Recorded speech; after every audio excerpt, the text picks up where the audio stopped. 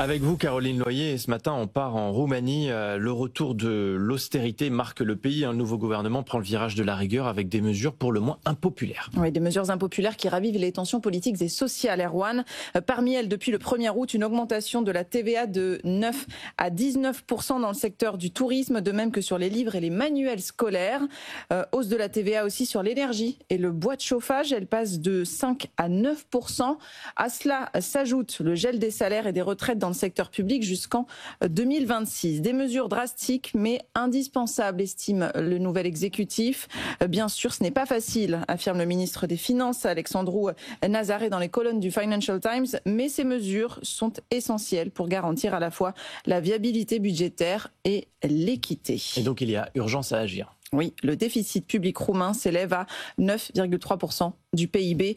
C'est le plus élevé de l'Union européenne en 2024, bien au-dessus du fameux seuil des 3%.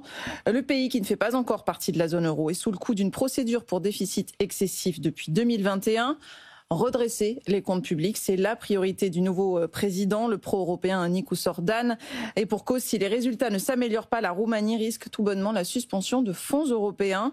Et on parle là de dizaines de milliards d'euros. Bruxelles attend toujours l'instauration d'autres mesures d'austérité, comme la réforme de la gouvernance des entreprises publiques, historiquement minées par le clientélisme. Le gouvernement doit aussi revoir le régime des retraites des juges, qui leur permet de se retirer à partir de 45 ans. Des réformes indispensables pour débloquer les fonds européens post-Covid, dont Bucarest a déjà perdu près d'un quart, faute d'avancées suffisantes. Sauf, Caroline, que les mesures qui ont été mises en place et celles qui sont à venir ne plaisent pas du tout à la population. Non, c'est le moins qu'on puisse dire. Une population qui a l'impression que l'histoire se répète. D'ailleurs, puisque en 2012, le gouvernement s'était effondré sur fond de manifestations anti-austérité, faisant écho à des événements similaires, que ce soit en Irlande, au Portugal ou en Grèce. Jusqu'ici, cet été, quelques centaines de manifestants sont descendus dans les rues de la capitale et dans d'autres villes.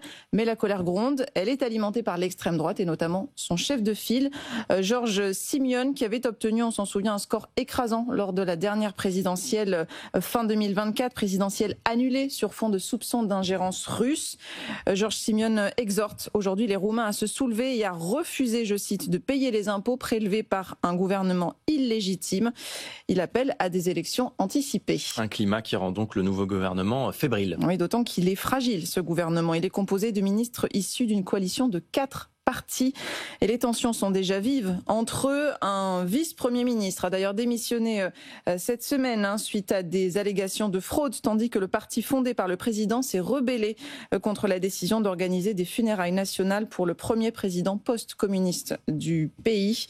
Pendant ce temps, l'extrême droite continue de grimper dans les sondages et de surfer sur la colère de l'opinion publique face à la hausse du coût de la vie. Selon le gouvernement, les réformes ne seront sans doute effectives qu'à la fin du mandat, dans 3 ans.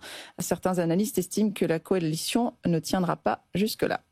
Le monde qui bouge, avec vous, Caroline Loyer, tous les matins, l'actualité internationale. Merci beaucoup.